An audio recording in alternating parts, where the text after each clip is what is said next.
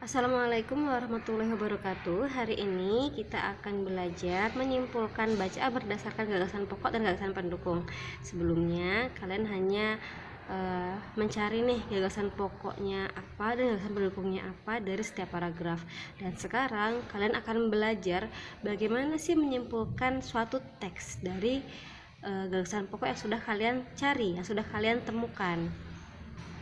Oh iya, sebelumnya buku yang Bu Sabila pakai adalah buku penilaian harian, penerbitnya Pustaka Persada, tahun terbit 2021, halaman 92.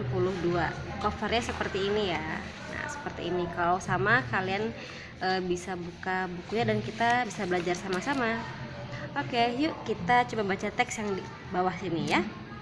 Melestarikan budaya gotong royong. Gotong royong merupakan budaya yang telah tumbuh dan berkembang dalam kehidupan sosial masyarakat Indonesia. Sebagai warisan budaya bangsa, budaya gotong royong perlu dilestarikan. Hal ini karena gotong royong menjadi modal masyarakat Indonesia untuk mencapai cita-cita bangsa Indonesia yang termuat dalam pembukaan Undang-Undang Dasar tahun 1945. Nah, dari paragraf pertama dulu nih. Kira-kira apa ya gagasan pokoknya? Coba kalian baca kembali jika kalian masih bingung, kalian baca kembali sampai kalian paham kira-kira mana ya gagasan pokoknya. Ya, gagasan pokoknya adalah kalimat yang terakhir. Gotong royong menjadi modal masyarakat Indonesia untuk mencapai cita-cita bangsa Indonesia yang termuat dalam pembukaan Undang-Undang Dasar tahun 1945. Oke, ini dia gagasan pokoknya. Untuk paragraf pertama. Kenapa sih kok nggak baris pertama? Karena baris pertama ini, kalimat pertama adalah gagasan pendukung dari gagasan pokok ini, kan? Untuk mencapai cita-cita bangsa Indonesia.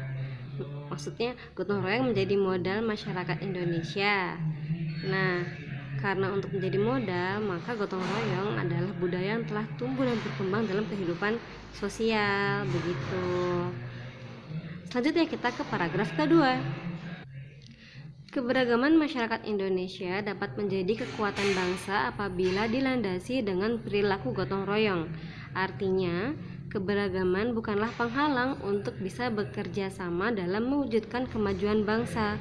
Justru, keberagaman dapat dijadikan momentum untuk mencapai persatuan bangsa. Setiap masyarakat dapat saling membantu satu sama lainnya tanpa memandang suku, agama, ras, dan golongan. Gotong royong dapat diterapkan di lingkungan sekolah. Misalnya, siswa dan guru melakukan gotong royong membersihkan sekolah. Nah, kalau paragraf 2 ini jelas sekali ya. Gagasan pokoknya adalah di kalimat pertama, yaitu keberagaman masyarakat Indonesia dapat menjadi kekuatan bangsa apabila dilandasi dengan perilaku gotong royong. Nah, kalau selanjutnya kan ini dijelaskan nih, artinya keberagaman dan seterusnya sampai titik. Berarti ini adalah gagasan pendukung dari gagasan pokok. Keberagaman masyarakat Indonesia dapat menjadi kekuatan bangsa apabila dilandasi dengan perilaku gotong royong. Nah, ingat ya, gagasan pokok itu kalau tidak di awal paragraf atau di akhir paragraf. Jadi kalian harus membaca dengan teliti dari setiap paragraf gagasan pokoknya apa dan gagasan pendukungnya apa. Terkadang ada juga setiap paragraf itu gagasan pokoknya ada di awal dan di akhir. Biasanya ini di sebuah cerita ya, bukan teks narasi atau bagaimana.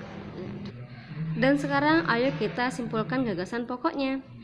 Gagasan pokok yang pertama adalah gotong royong menjadi modal masyarakat Indonesia untuk mencapai cita-cita bangsa Indonesia yang termuat dalam pembukaan Undang-Undang Dasar tahun 1945.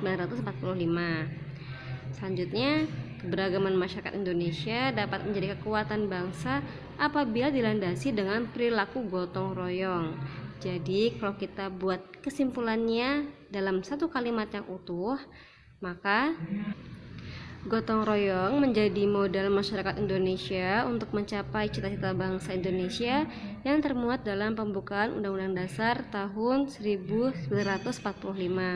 Selain itu, dengan perilaku gotong royong, keberagaman masyarakat Indonesia akan menjadi kekuatan bangsa Indonesia. Oke, segitu aja. Mudah kan? Coba kalian latih ya, membuat kesimpulan bacaan dari gagasan pokok yang sudah kalian temukan. Untuk latihannya, kalian bisa mengerjakan soal latihan halaman 94 yang atas. Kalian cari gagasan pokok dan gagasan pendukungnya, kemudian kalian juga tulis kesimpulannya apa. Oke, selamat mengerjakan.